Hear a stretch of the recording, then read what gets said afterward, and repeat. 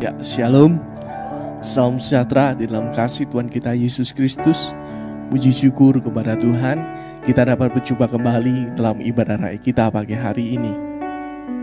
Ya, di pagi hari yang indah ini, saya rindu menyanyikan pujian penolongku yang setia. Sebab pujian ini dinyanyikan oleh salah satu anak Tuhan yang sangat setia. Sejak kecil dia sudah melayani Tuhan bersama seluruh keluarganya. Suka dan duka pun mereka hadapi bersama-sama tanpa pernah melepaskan Tuhan Yesus sedetik pun. Dan beberapa waktu yang lalu, saudara kembarnya ini dipanggil oleh Tuhan ketika menjalani kompetisi. Namun, dalam kepedihan hatinya yang mendalam, anak ini tidak marah.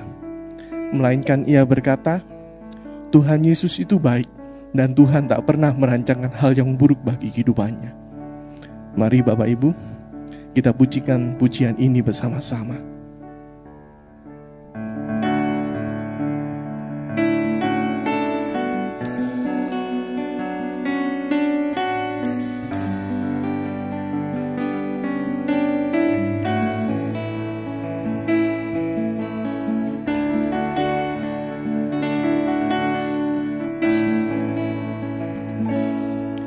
Saat ku berjalan, kasih-Mu menerangi langkahku. Takut bimbang, karena ku tahu Kau bersamaku. Kau lebih tahu yang terbaik bagiku. Kau lebih sanggup pulihkan hidupku. Ku berserah, ku percaya hanya Yesus penolong yang setia.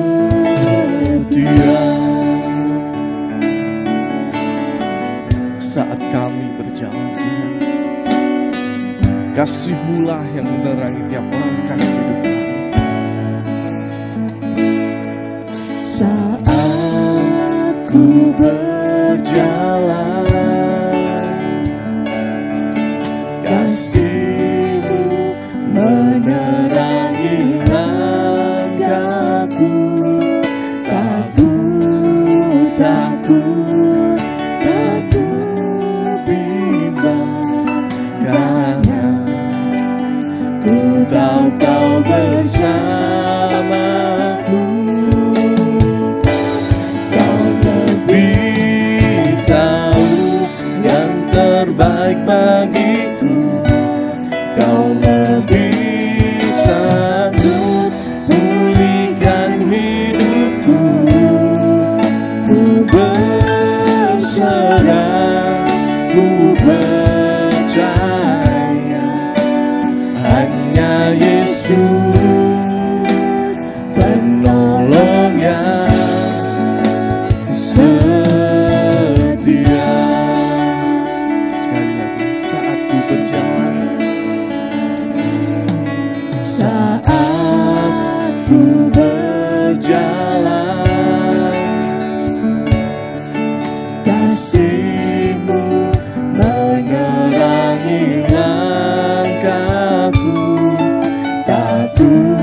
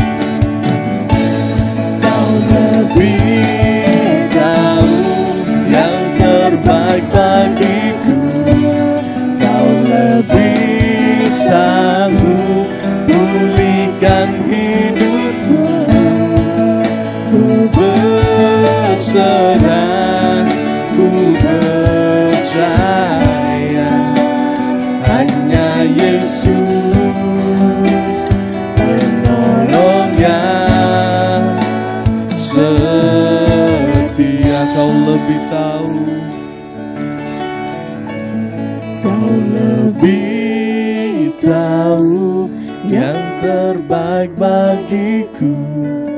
Kau lebih sanggup pulihkan hidupku.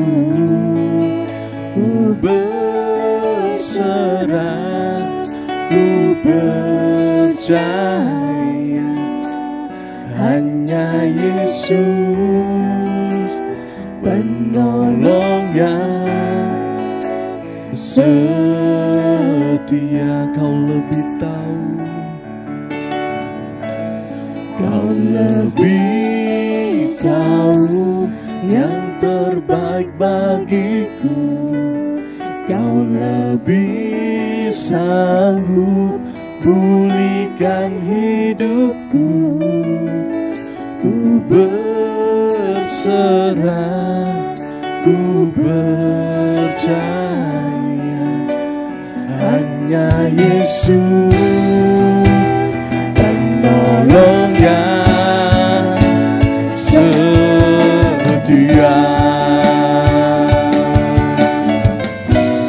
Kau lebih tahu yang terbaik bagiku.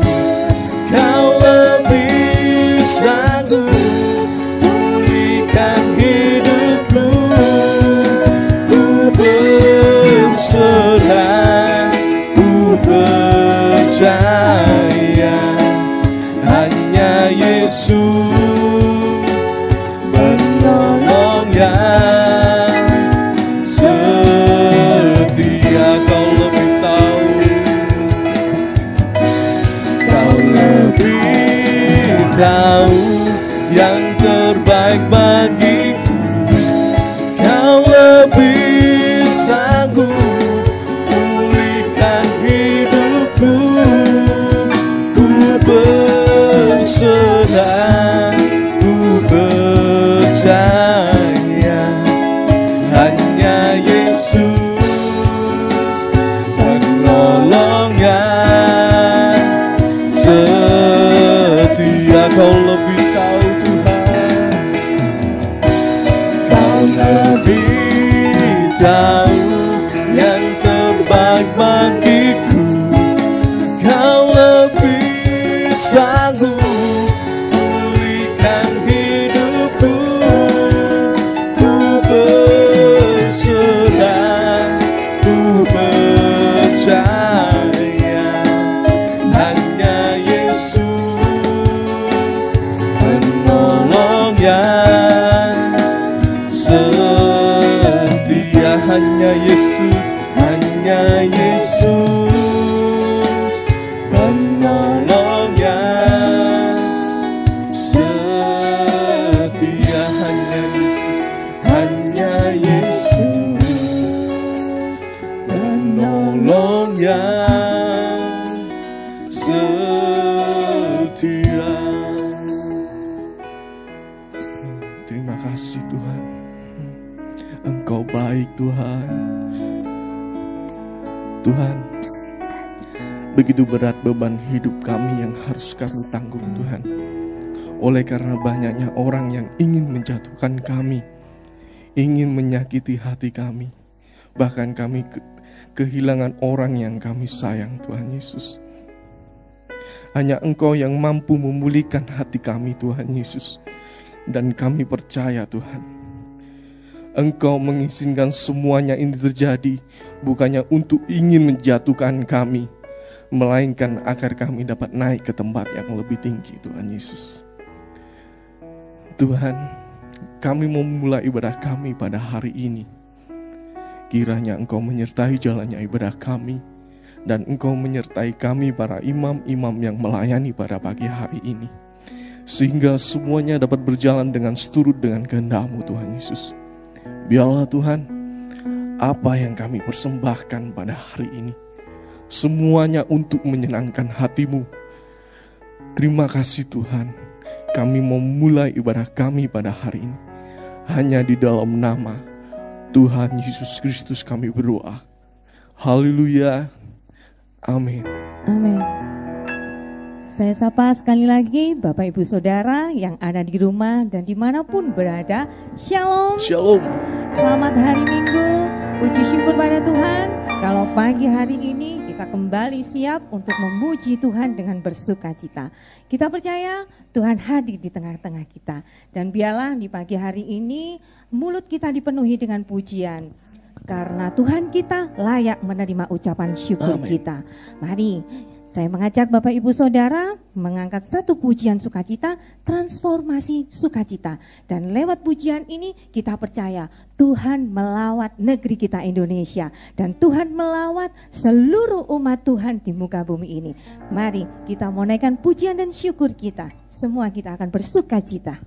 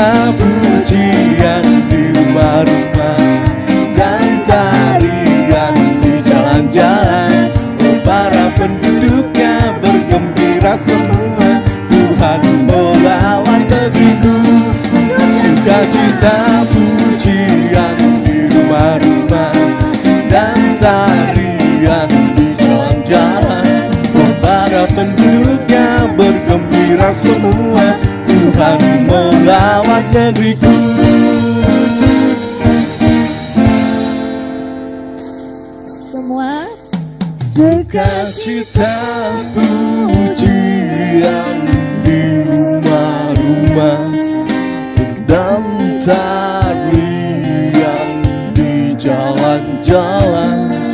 Oh, para penduduknya bergembira semua, Tuhan melawat negeriku.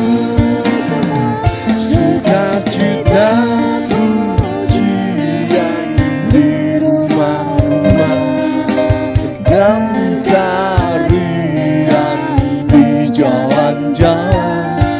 Oh, para penduduknya bergembira semua, Tuhan melawat negeriku. Sukacita pujian di rumah-rumah, dan tarian di jalan-jalan. Oh, para penduduknya bergembira semua, Tuhan melawat negeriku. Sukacita pujian di rumah-rumah, dan tarian di jalan-jalan. Oh, para penduduknya bergembira semua, Tuhan melawat negeriku. Tuhan melawat negeriku. Tuhan melawat negeriku.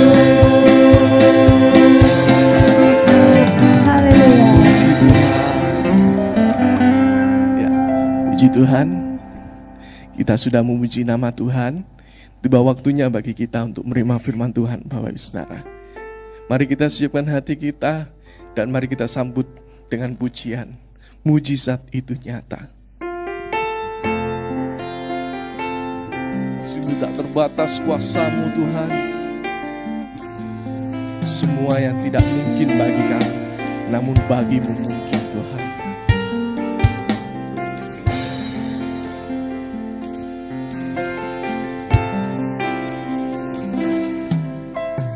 Tak terbatas kuasa-Mu Tuhan, semua dapat Kau lakukan. Apa yang kelihatan mustahil bagiku, itu sangat mungkin bagi-Mu. Tak terbatas kuasa-Mu Tuhan, semua dapat Kau lakukan. Apa yang kelihatan mustahil bagiku, itu sangat mungkin bagi-Mu. Di saat ku tak berdaya, kuasa-Mu yang sempurna. Ketika ku percaya, mujizat itu nyata. Bukan karena kekuatan, namun Roh-Mu ya Tuhan. Ketika ku berdoa, mujizat itu nyata. Sungguh tak terbatas Tuhan. Tak terbatas kuasa-Mu Tuhan, semua dapat Kau lakukan. Apa yang kelihatan mustahil bagiku, itu sangat mungkin bagi-Mu. Tak terbatas kuasa-Mu, tak terbatas kuasa-Mu Tuhan, semua dapat Kau lakukan. Apa yang kelihatan mustahil bagiku, itu sangat mungkin bagi-Mu. Di saat ku tak berdaya, kuasa-Mu yang sempurna. Ketika ku percaya mujizat itu nyata, bukan karena kekuatan, namun Roh-Mu ya Tuhan. Ketika ku berdoa, mujizat itu nyata di saatku tak berdaya, kuasa-Mu yang sempurna. Ketika ku percaya mujizat itu nyata, bukan karena kekuatan, namun Roh-Mu ya Tuhan. Ketika ku berdoa, mujizat itu nyata di saatku tak berdaya, kuasa-Mu yang sempurna. Ketika ku percaya mujizat itu nyata, bukan karena kekuatan, namun Roh-Mu ya Tuhan. Ketika ku berdoa, mujizat itu nyata di saatku tak berdaya, namun kuasa-Mu yang sempurna. Dan ketika kami percaya mujizat itu nyata, bukan karena kekuatan, namun karena Roh-Mu ya Tuhan. Ketika ku berdoa, mujizat itu nyata di saatku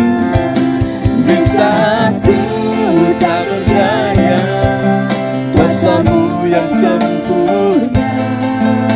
Ketika ku percaya mujizat itu nyata, bukan karena kekuatan, namun Roh-Mu ya Tuhan. Ketika ku berdoa, mujizat itu nyata di saatku tak berdaya, kuasa-Mu yang sempurna.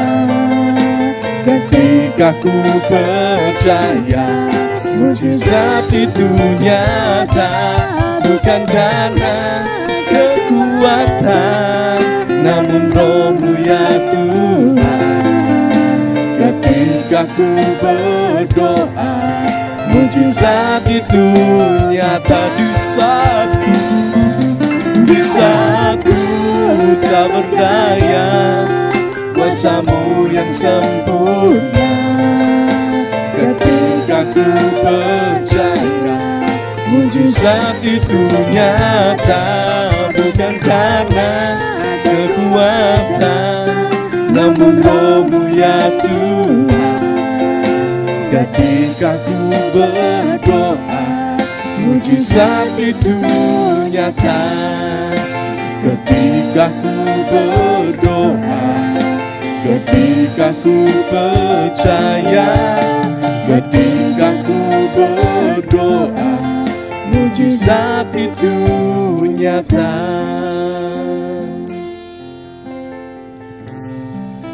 Terima kasih Tuhan. Kami mengucap syukur atas waktu dan kesempatan yang Kau berikan bagi kami Tuhan, sehingga kami pada hari ini masih dapat beribadah, kami dapat melayani-Mu, dan kami masih bisa menerima firman-Mu Tuhan. Meskipun kondisi dunia ini yang semakin hari semakin tidak menentu, melainkan kami masih bisa menerima kebaikan-Mu, dan kami masih bisa menerima firman-Mu Tuhan Yesus. Sungguh tak terbatas kuasa-Mu Tuhan, jauh melebihi apapun Tuhan Yesus. Semua yang tidak mungkin bagi kami, namun semuanya tiada yang mustahil bagi-Mu Tuhan Yesus. Tuhan, kami mau menerima firman-Mu pada hari ini Tuhan. Kiranya Engkau membimbing kami, sehingga kami bisa menerima firman Tuhan dengan baik, sehingga dapat menjadi kekuatan yang baru dan juga rema bagi kehidupan kami Tuhan. Dan juga kami berdoa Tuhan buat hamba-Mu yang Kau percayakan untuk membawakan firman pada hari ini. Kiranya Engkau memberkati selalu, memberikan kesehatan yang selalu, sehingga beliau dapat membagikan rahasia firman-Mu lebih lagi bagi kami Tuhan Yesus. Terima kasih Tuhan, kami mau menerima firman-Mu pada hari ini. Hanya di dalam nama Tuhan Yesus Kristus kami berdoa. Haleluya. Amin. Untuk pelayanan selanjutnya, saya serahkan kepada hamba-Nya.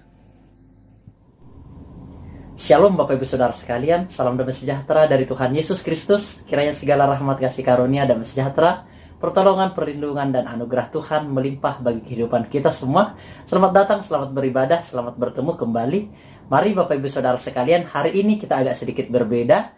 Jikalau biasanya kita tatap muka, namun untuk hari ini kita akan mengadakannya secara online. Namun saya berharap Bapak Ibu Saudara tetap setia dan tetap sukacita dan tetap rajin di dalam mendengarkan firman Tuhan yang biasa kita selenggarakan setiap minggunya.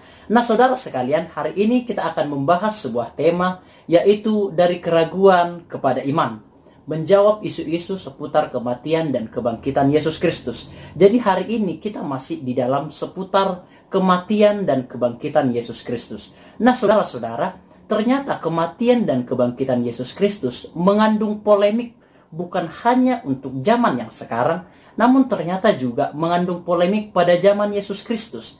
Saudara, murid-murid pada saat hari itu menganggap bahwa Yesus itu adalah Mesias yang akan dijanjikan.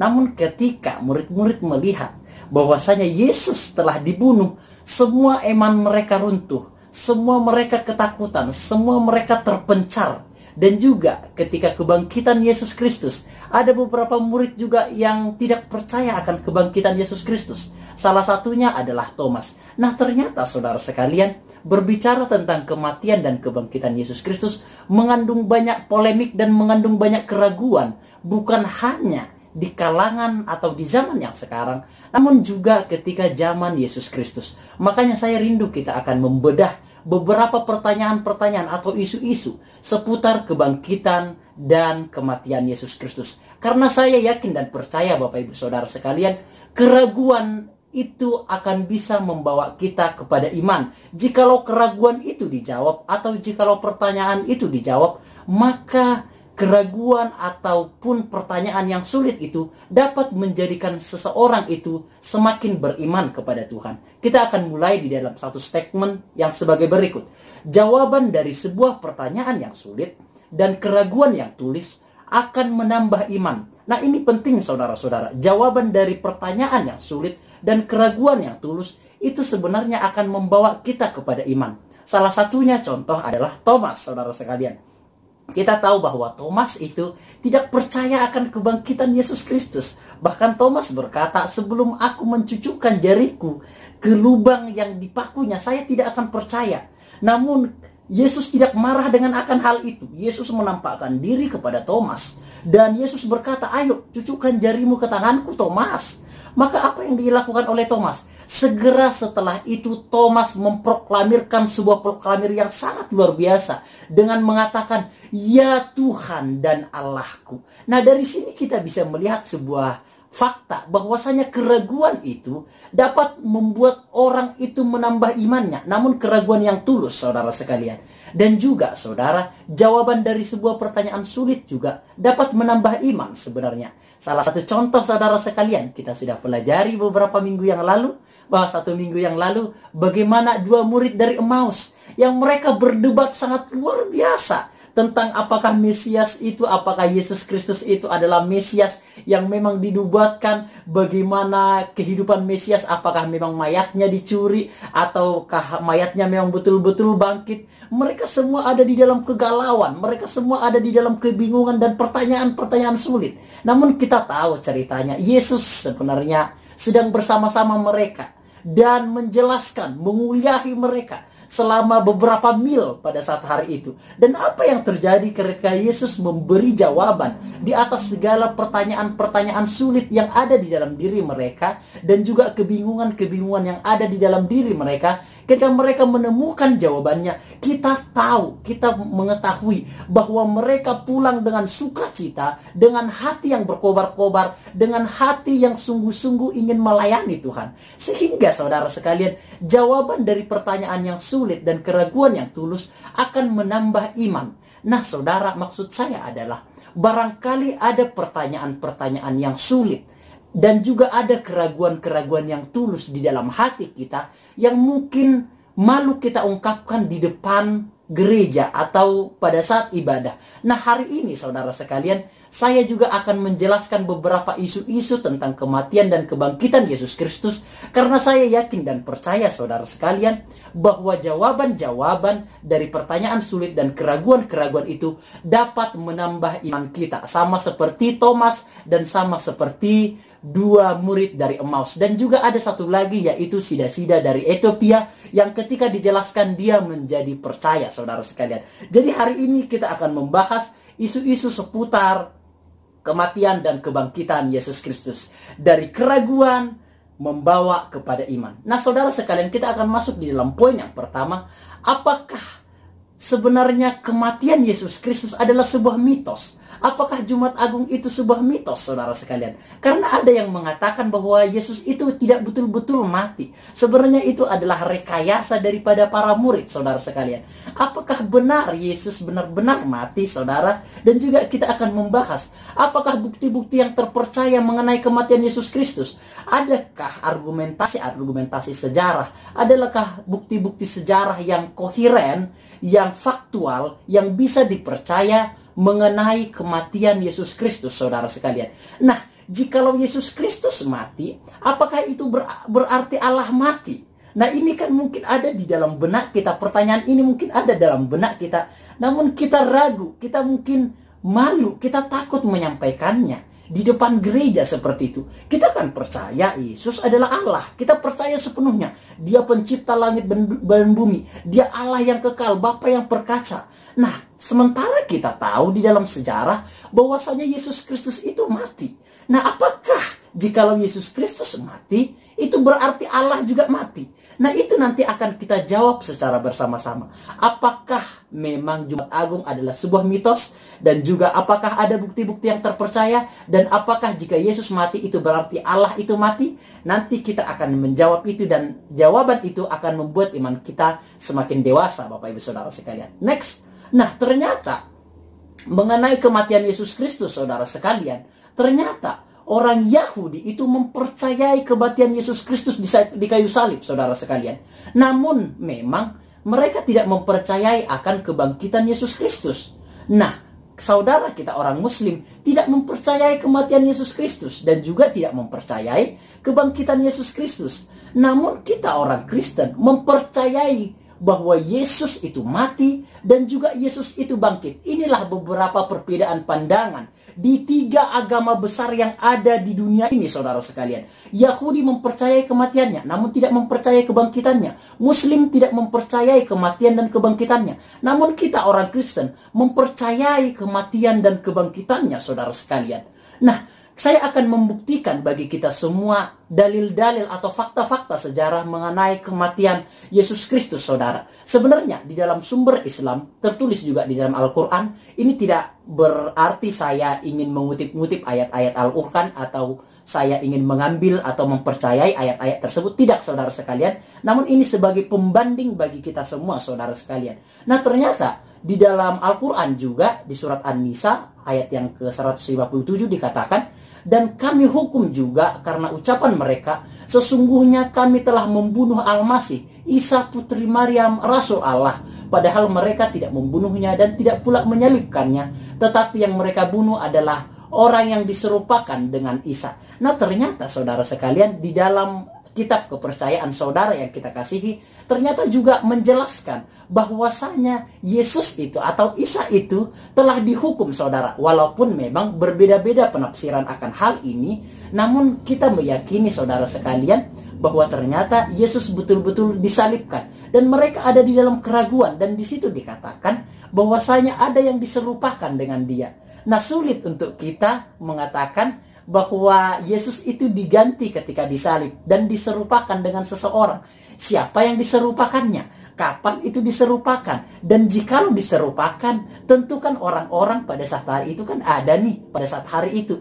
Tentu orang-orang melihatnya, saudara sekalian. Sehingga saya meyakini satu hal, bahwa kematian Yesus Kristus adalah betul-betul fakta sejarah yang tak terbantahkan, saudara sekalian. Nah, yang kedua, dari sumber sejarah Yahudi. Nah, saudara, ada seorang sejarah Yahudi yang bernama Yosefus. Nah, Yosefus ini, saudara sekalian, seorang ahli sejarah. Dan dia menuliskan di dalam bukunya, di dalam tulis-tulisannya. Dan ketika Pilatus, karena suatu tuduhan yang dibuat oleh orang-orang terkemuka di antara kita, mengutuknya ke kayu salib, mereka yang telah mencintainya sebelumnya tidak berhenti melakukannya. Jadi Yosefus ini seorang ahli sejarah dari agama Yahudi, saudara. Ingat, saudara sekalian, bahwa Yosefus ini bukan orang yang percaya Yesus Kristus sebagai Tuhan dan Juru Selamat. Enggak. Dia hanya seorang sejarah yang jujur. Namun dia mengatakan, seorang sejarah ini mengatakan bahwa memang Pilatus itu telah mengutuknya ke kayu salib, telah menyalibkan Yesus Kristus, saudara sekalian. Mengapa saya berusaha membuktikan bahwa penyaliban Yesus Kristus ini adalah hal yang penting, saudara? Karena ingat, tanpa kematian Yesus Kristus tidak akan ada pengampunan dosa. Dan kematian dan penderitaan Yesus Kristus di kayu salib itu malah sudah dibuatkan di zaman perjanjian lama. Daud bahkan sudah menubuatkan bagaimana Yesus disiksa, bagaimana Yesus disalib, bagaimana Yesus akan menerima penyaliban, dan bagaimana ia akan disiksa, darahnya dicurahkan. Daud sudah menubuatkan itu di kitab Mazmur, saudara. Padahal di zaman Raja Daud belum ada penyaliban pada saat hari itu. Jadi apa yang dituliskan oleh Raja Daud itu digenapi di dalam Yesus Kristus, di bagaimana Yesus Kristus mati di salib. Itulah yang ingin saya buktikan, saudara, bahwasanya memang kematian Yesus Kristus ini sangat penting. Karena kematian Yesus Kristus inilah maka ada pengampunan dosa bagi kita semua umat manusia. Namun ternyata ada banyak sekali yang tidak mempercayai akan kematian Yesus Kristus. Makanya saya membuktikannya melalui fakta-fakta yang faktual dan fakta-fakta yang bisa dipercaya. Termasuk Yosefus ini, saudara, seorang sejarawan, sejarawan yang begitu sangat jujur. Walaupun ia tidak percaya kepada Yesus Kristus, namun ia mencatat bahwasanya Yesus itu telah mati disalib oleh Pontius Pilatus, saudara sekalian. Dan sumber Kristen jelas mencatatnya, yaitu di dalam Kisah Para Rasul pasal yang kedua ayat yang ke-23 sampai ayat yang ke-24 dikatakan demikian. Ia yang diserahkan Allah menurut maksud dan rencananya telah kamu salibkan dan kamu bunuh oleh tangan bangsa-bangsa durhaka. Tetapi Allah membangkitkan dia dengan melepaskan dia dari sengsara maut, karena tidak mungkin ia tetap berada dalam kuasa maut itu. Yesus inilah yang dibangkitkan Allah, dan tentang hal itu kami semua adalah saksi. Jadi jelas, saudara sekalian, Rasul Petrus, pemimpin Rasul, jelas mencatatkan bahwa Yesus itu telah disalibkan dan telah dibunuh oleh orang-orang Yahudi dan tentara Romawi pada saat hari itu. Bukan hanya ada di dalam Kisah Rasul, saudara sekalian, namun ada juga teks Alkitab yang lain yang mendukung tentang kematian Yesus Kristus ini, yaitu di dalam Efesus pasal yang kedua ayat yang ke-15 dikatakan, sebab dengan matinya sebagai manusia ia telah membatalkan hukum Taurat dengan segala perintah dan ketentuannya. Jadi matinya sebagai manusia. Dan juga di dalam Filipi pasal yang kedua ayat yang ke-8 dikatakan, dan dalam keadaan sebagai manusia ia telah merendahkan dirinya dan taat sampai mati, bahkan sampai mati di kayu salib. Filipi 2 ayat yang ke-8. Dan di dalam 1 Petrus pasal yang ketiga ayat yang ke-18 dikatakan, ia yang telah dibunuh dalam keadaannya sebagai manusia, tetapi yang telah dibangkitkan menurut roh. Jadi saudara sekalian, fakta sejarah bahwa Yesus disalibkan dan mati itu tak terbantahkan, saudara sekalian. Tanpa kita melihat Alkitab sekalipun, saudara, bahwa Yesus disalibkan itu tak terbantahkan. Dari Yosefus, dari tentara-tentara Romawi, dari orang-orang Yahudi sampai sekarang, mereka yang adalah saksi mata mengakui kematian Yesus Kristus di kayu salib, saudara. Namun pertanyaannya seperti ini, bukankah kita meyakini bahwa Yesus Kristus itu adalah Allah Nah, jikalau dia mati di kayu salib, apakah itu berarti Allah itu mati? Ingat saudara sekalian, Alkitab tidak pernah mengatakan bahwa Tuhan itu mati.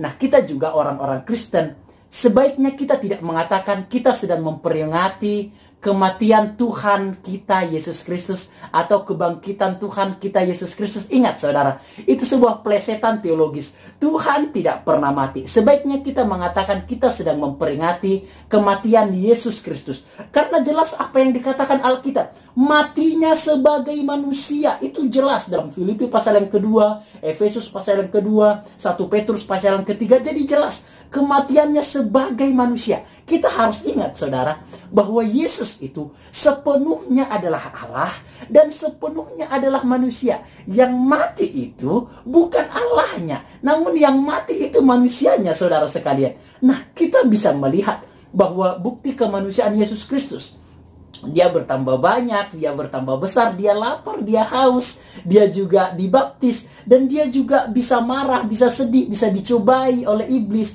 dan juga dia berintelektual atau dia belajar. Itu membuktikan kemanusiaan Yesus Kristus, saudara sekalian. Namun bukan hanya kemanusiaannya, dia juga memiliki kealahan, sifat ilahinya, saudara sekalian. Dia mengalahkan kematian, dia bangkit dari kematian, mengalahkan maut, saudara sekalian. Dia melakukan berbagai mujizat dengan kuasanya sendiri. Saudara sekalian, ada beberapa mujizat yang dilakukan oleh Yesus Kristus yang tidak pernah dilakukan oleh nabi-nabi manapun, saudara sekalian. Saya akan membuktikannya. Yesus, saudara sekalian, mengampuni dosa, saudara sekalian. Tidak ada seorang nabi yang berani mengatakan saya akan mengampuni dosamu. Enggak. Namun Yesus melakukan hal itu. Dia mengampuni dosa orang-orang pada saat itu. Pulanglah, dosamu telah diampuni dan jangan berbuat lagi mulai dari sekarang.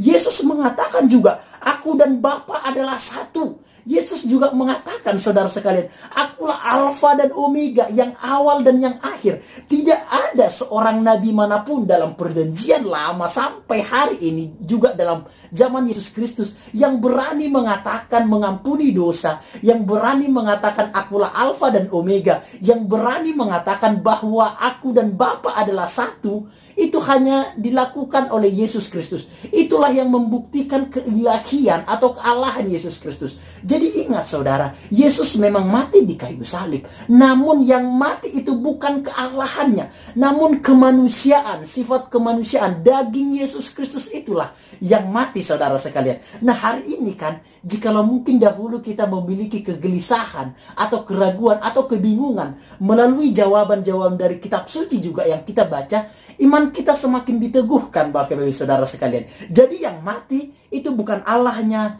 namun kemanusiaan Yesus Kristus, saudara sekalian. Saya akan membuktikan lagi kematian Yesus Kristus ini adalah fakta sejarah yang seperti yang saya katakan bahwa Flavius Josephus, sejarawan Yahudi, dia hidup pada tahun 37 Masehi, sejaman dengan Yesus Kristus, saudara sekalian. Maksud saya begini, saudara. Josephus ini bukan seorang yang percaya kepada Yesus. Jikalau dia percaya kepada Yesus, dia bisa saja memanipulasi paksa sejarahnya. Namun karena dia bukan orang yang percaya Yesus sebagai Mesias, sebagai juru selamat, sebagai Allah, dia menuliskan bukunya, menuliskan fakta sejarah yang dia lihat pada saat hari itu dengan jujur, tidak ada motivasi yang tersembunyi, sehingga kematian Yesus Kristus ini tak terbantahkan sebenarnya, saudara sekalian. Yang kedua, ada yang dinamakan Cornelius Tacitus. Dia juga hidup pada tahun 55 Masehi. Sejaman juga dengan Yesus Kristus, saudara sekalian. Walaupun Yesus Kristus lebih dahulu, namun itu masih ada di dalam rumpunan sejaman dari Yesus Kristus. Dia mengatakan, dia seorang sejarawan terbesar dari Romawi, saudara. Dengan jujur ia mengatakan, Nero memikul dosa pembakaran Roma dan memberikan siksaan yang hebat untuk kasta yang ia benci karena kekejian mereka yang disebut orang Kristen oleh rakyat. Kristus, dari situlah nama itu berasal, menderita hukuman ekstrim selama masa pemerintahan Tiberius di tangan salah satu kejaksaan kami yang bernama Pontius Pilatus. Jadi jelas, saudara sekalian, kematian Yesus ini tidak terbantahkan lagi, saudara sekalian. Dan juga bukan hanya itu. Ada juga seorang sitiris Yunani. Seorang sitiris ini artinya adalah seorang penggiat, seorang pengamat, saudara sekalian. Seorang penulis juga, seorang ahli filsafat juga bisa dikatakan demikian. Dia berkata, saudara, Kamu tahu orang-orang Kristen menyembah seorang pria sampai hari ini. Ia adalah tokoh terkemuka yang memperkenalkan ritus-ritus baru pada mereka dan disalibkan karena itu. Jadi jelas. Jadi seorang sitiris ini juga, Lucianus ini, dia juga jelas menuliskan bahwasanya Yesus Kristus itu mati disalibkan, saudara sekalian. Bukan hanya itu, saudara, ada juga yang lainnya, yaitu seorang filsuf Syria, Marabar Serapion. Dia juga mengatakan, keuntungan apa yang diperoleh orang Yahudi dengan menghukum mati raja mereka yang bijaksana? Sejak waktu itulah kerajaan mereka dilenyapkan. Jadi saudara sekalian, baik itu Yosefus, baik itu Takisus, baik itu Marabar Serapion, mereka bukan orang yang percaya Yesus. Namun mereka menuliskan sejarah dengan jelas bahwasanya Yesus itu betul-betul mati disalibkan, saudara, dan menebus dosa manusia. Bukan hanya itu, Talmud Yahudi, saudara. Talmud itu adalah penjabaran-penjabaran dari Taurat Musa, saudara sekalian. Jadi ada tafsiran-tafsirannya, ada penjabaran-penjabarannya, saudara sekalian. Nah, di dalam Talmud Yahudi juga dikatakan, saudara sekalian, pada malam Paskah Yesus digantung. Jelas berarti pada Jumat malam Paskah itu Yesus digantung, saudara sekalian. Jadi dari sini kita melihat fakta yang luar biasa yang tak terbantahkan. Jikalau ada orang-orang mengatakan, oh, Yesus itu nggak disalib, nggak ada itu pengampunan dosa melalui penalipan Yesus Kristus. No, tunggu dulu. Ada banyak sekali fakta-fakta sejarah yang tak terbantahkan bahwasanya memang Yesus betul-betul disalibkan dan mati untuk menebus dosa manusia, saudara sekalian. Yang menarik, saudara sekalian, bahkan sejarawan Perjanjian Baru yang liberal, yang agnostik, yang ateis pun setuju penyaliban dan kematiannya adalah fakta. Fakta tentang peristiwa Jumat Agung tak terbantahkan saat melihat pada sejarah. Semua itu selaras dengan kesaksian Alkitab. Jadi saudara sekalian, yang liberal itu yang mengandalkan rasionya, yang ateis, yang tidak percaya Tuhan, dan yang agnostik juga yang berdasarkan pengalaman-pengalamannya, yang bukti-bukti yang faktual. Jikalau sudah tidak dilihat dengan mata, dia tidak percaya, itu namanya agnostik, saudara sekalian. Dan mereka pun, sejarawan mereka pun, itu mempercayai kematian Yesus Kristus. Jadi saudara sekalian, Jumat Agung itu bukanlah mitos.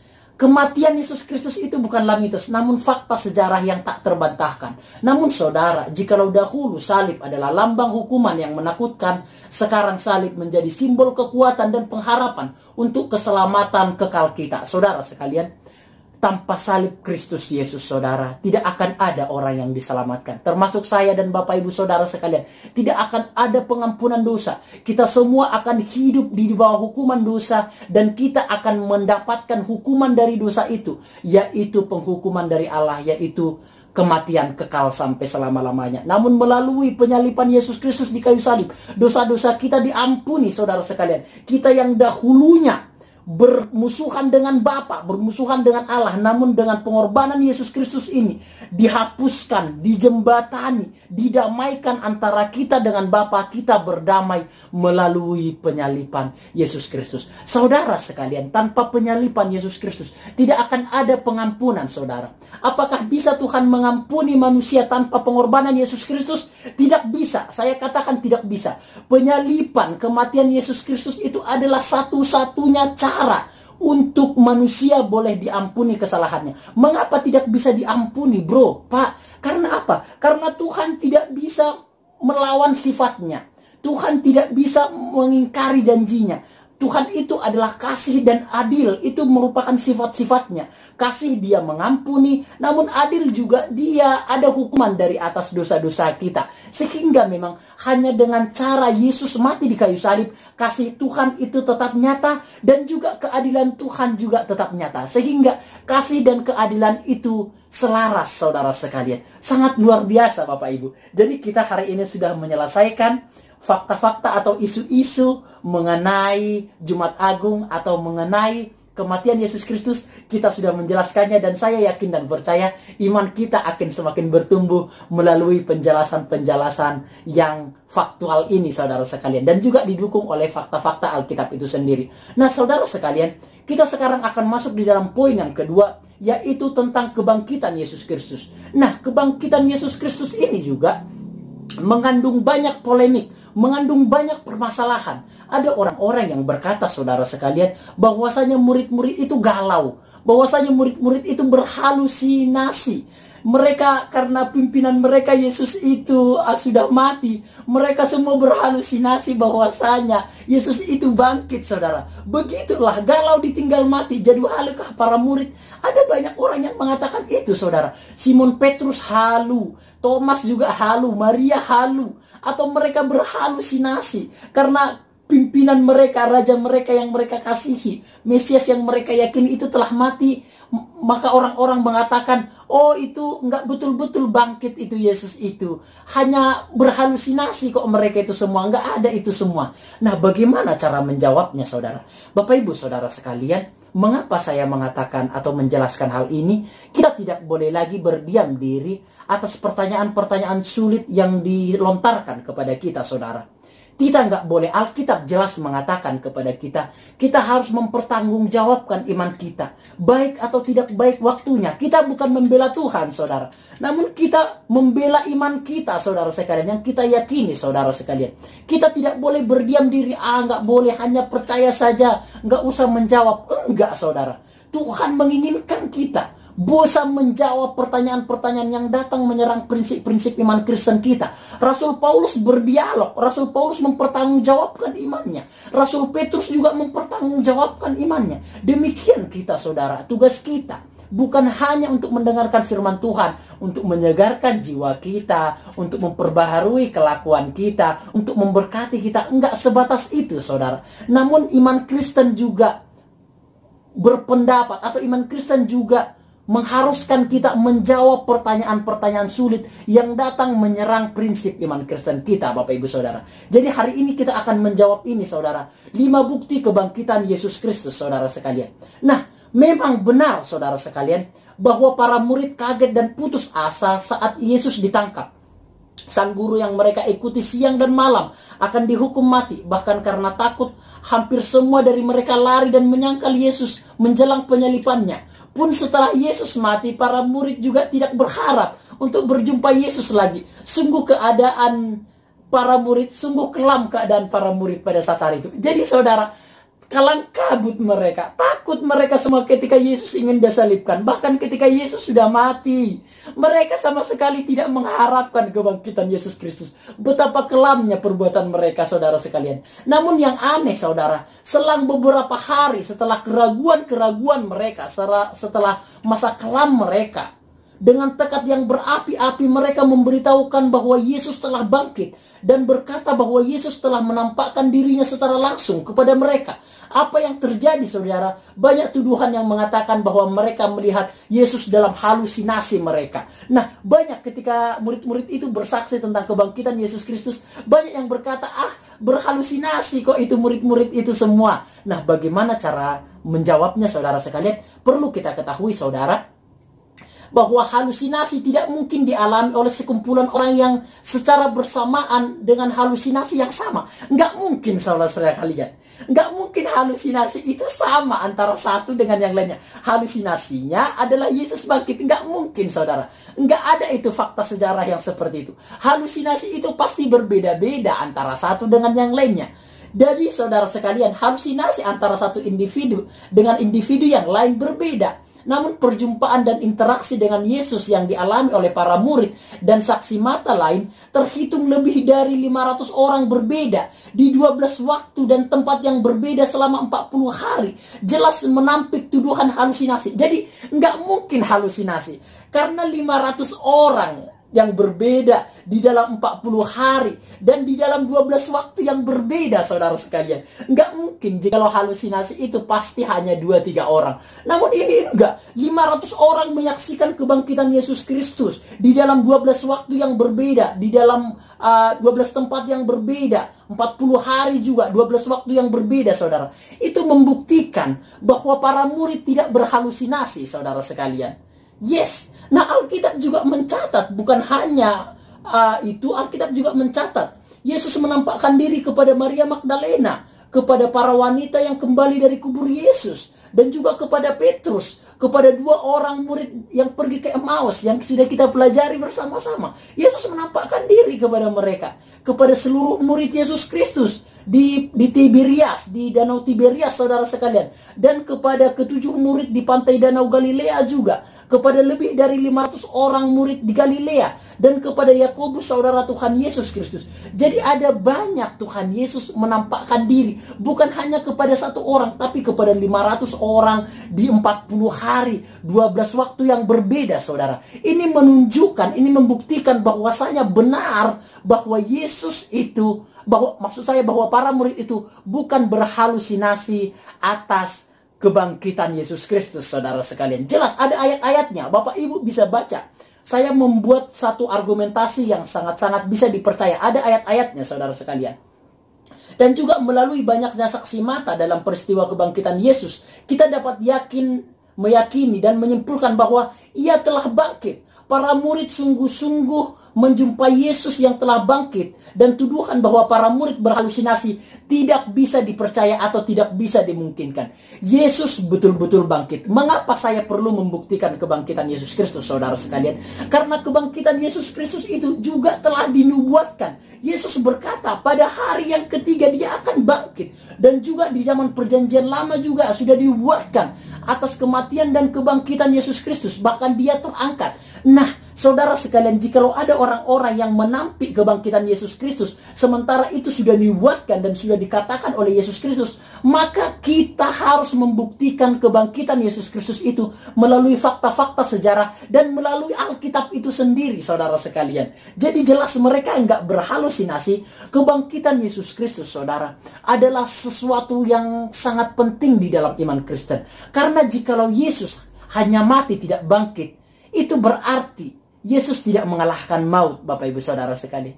Jikalau Yesus mati namun tidak bangkit, itu berarti tidak akan ada Roh Kudus. Jikalau Yesus mati dan tidak bangkit, saudara sekalian, maka tidak akan ada kehidupan yang kekal bagi kita semua, saudara sekalian. Namun faktanya adalah Yesus mati, namun Yesus bangkit, membuktikan bahwa dia mengalahkan maut, membuktikan bahwa ia menang melawan segala maut dan segala tipu muslihat iblis, saudara sekalian.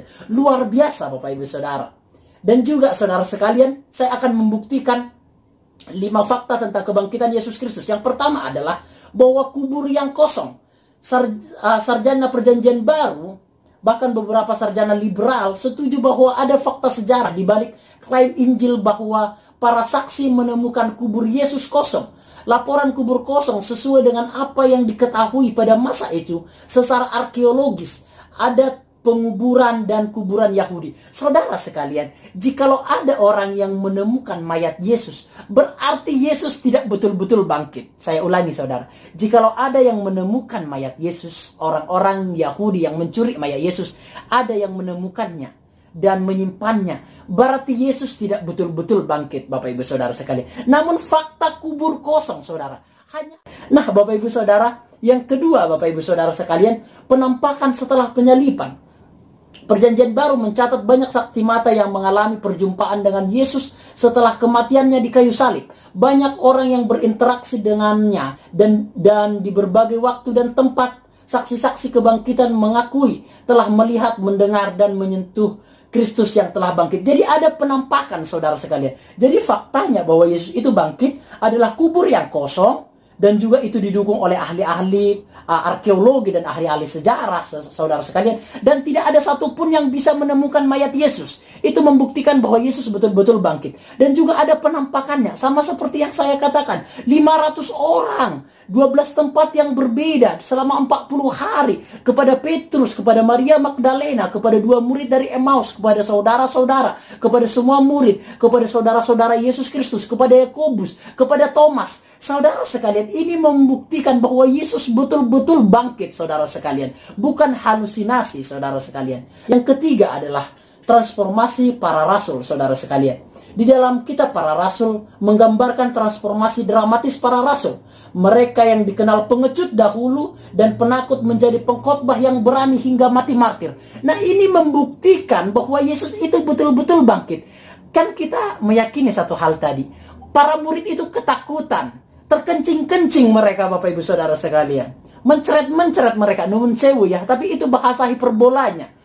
Hampir pingsan mereka, ketakutan mereka, terkencing-kencing mereka karena Yesus itu disalib. Mereka takut. Namun ketika mereka mengetahui bahwasanya Yesus itu bangkit dan mengalahkan maut, transformasi mereka berubah. Yang dahulu mereka ketakutan, terkencing-kencing, ketakutan luar biasa. Sekarang mereka menjadi orang yang begitu sangat kuat, yang begitu sangat berani menyampaikan berita tentang kebangkitan Yesus Kristus, dan berani menyerukan bahwa Yesus itu adalah Mesias yang dijanjikan, dan tanpa percaya kepada Yesus semua orang tidak dapat diselamatkan, dan hanya percaya kematian dan kebangkitan Yesus Kristus itulah maka dosa-dosa kita diampuni dan kita menerima kehidupan yang kekal. Makanya Bapak Ibu Saudara sekalian, termasuk Petrus itu mati martir, dieksekusi dengan kepalanya terbalik Bapak Ibu Saudara sekalian. Thomas juga ditombak Bapak Ibu Saudara sekalian. Rasul Paulus juga dipenggal kepalanya di Roma Saudara sekalian. Demikian Andreas, demikian Matius, demikian Markus, demikian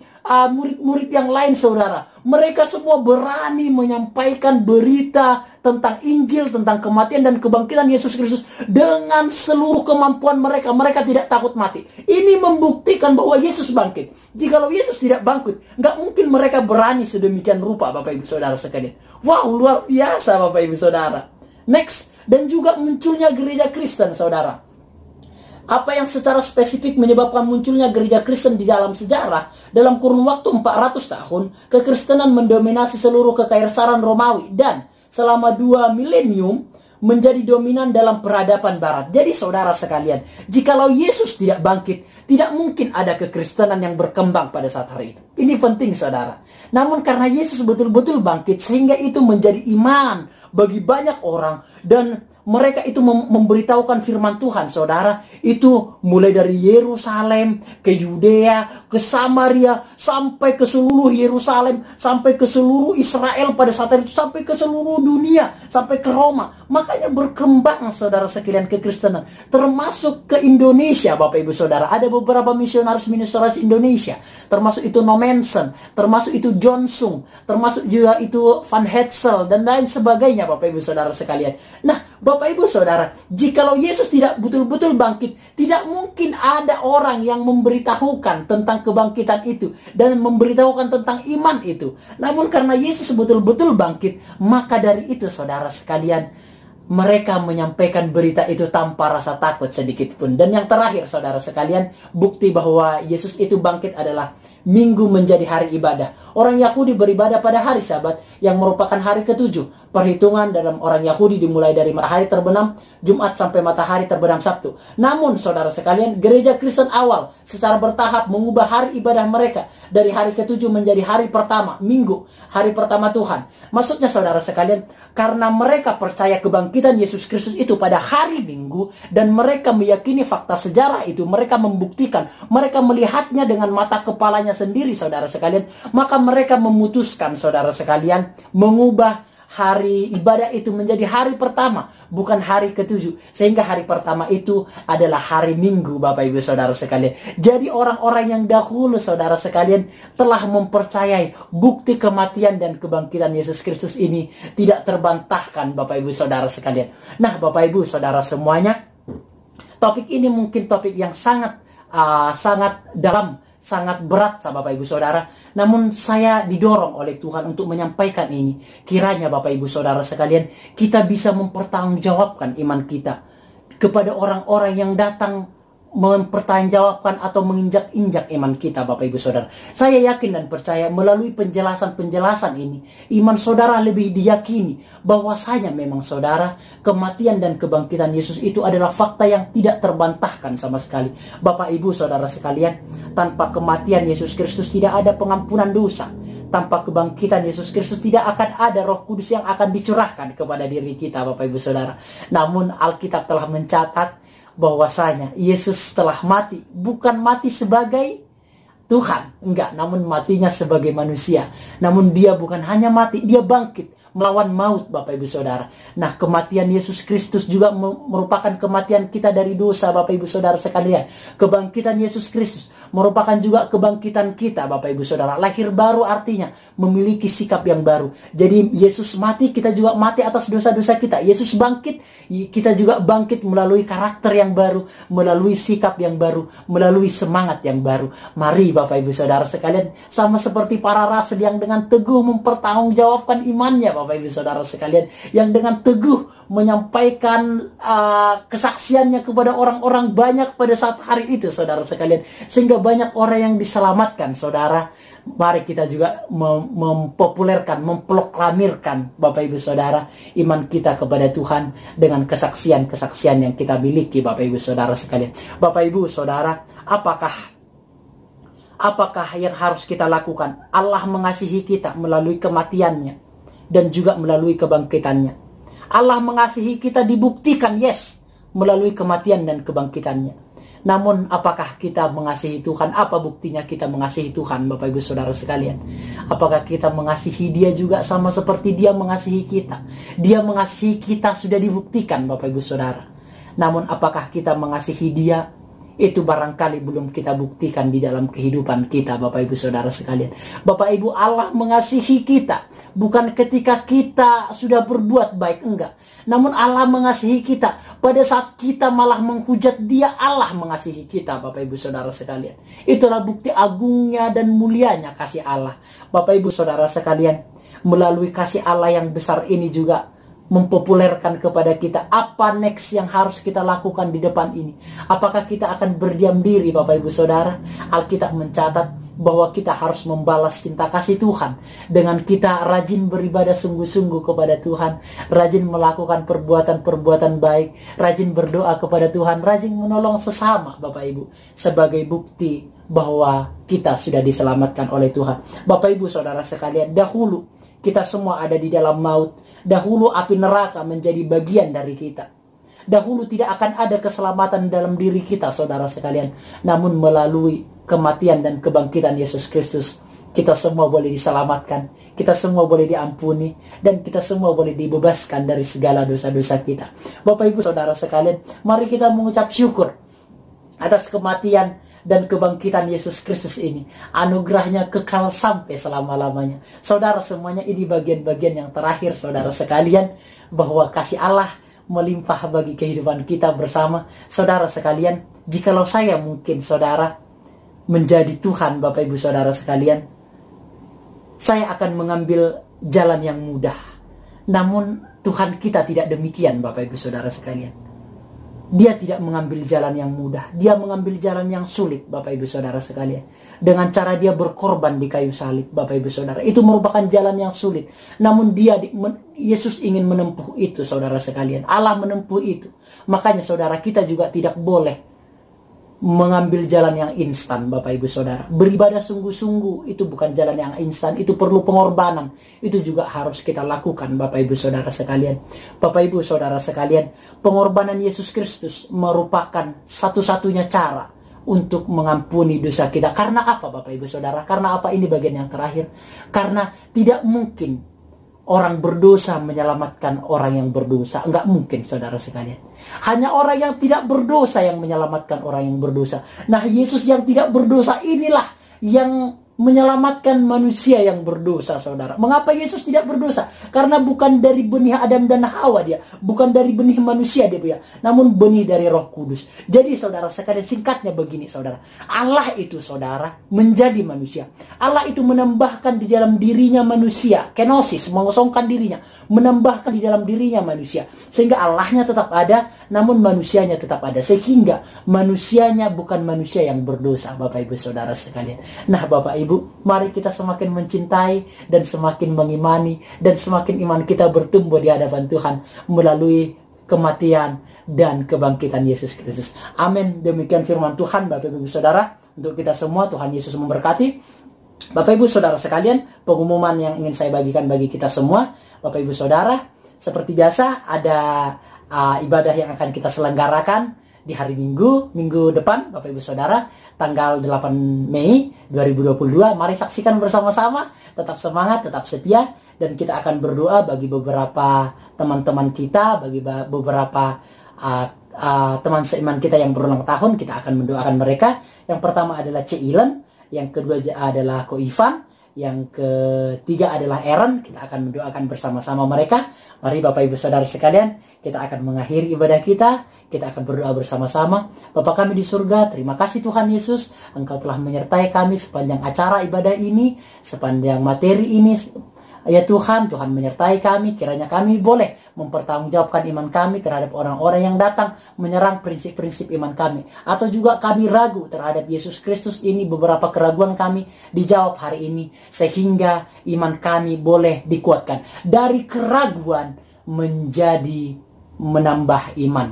Terima kasih Bapak di surga. Berdoa bagi Ceilen, dan juga bagi Ko Ivan, dan juga bagi Aaron, Aaron ya Tuhan. Tuhan memberkati dalam kesehatan keluarga, pekerjaannya. Tuhan menambahkan usia, dan Tuhan menyertai mereka di dalam keluarga, pekerjaan, dan kesehatannya. Tuhan menyertai mereka semua. Tuhan juga menyertai sidang jemaat Tuhan dimanapun berada, di dalam kesehatan keluarga dan pekerjaannya. Tuhan menyertai. Jikalau ada yang sakit, Tuhan menyembuhkannya di dalam nama Tuhan Yesus Kristus. Berkat yang daripada Allah Bapa, cinta kasih sayang dari Tuhan Yesus Kristus, persekutuan Roh Kudus memberkati kami sekalian dari karya ini, besok sampai selama-lamanya Tuhan Yesus datang kembali.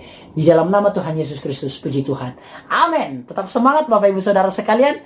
Jangan lupa jaga kesehatan, jangan lupa jaga kesehatan, jangan lupa minum air hangat. Tuhan Yesus memberkati kita semua. Shalom.